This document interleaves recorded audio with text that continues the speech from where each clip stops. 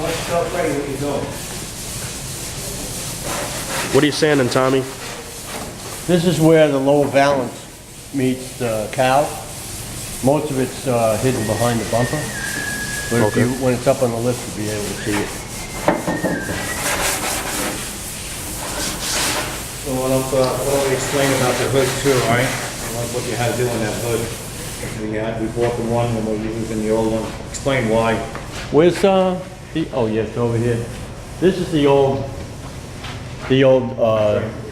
frame. From the hood? From the hood. Yeah, thanks, Fred. And this is the new one. And the old one's better, it's heavier.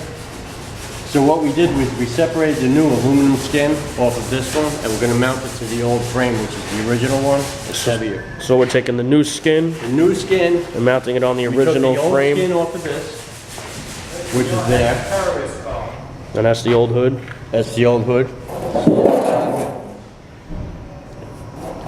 And this is aluminum, it was dented. It's to the point where it can't be straightened anymore. All right. This is in good shape. And this hood, this skin, we're gonna mount on that frame. And I already fitted it for a drawer bumper. Show him down the side of the car.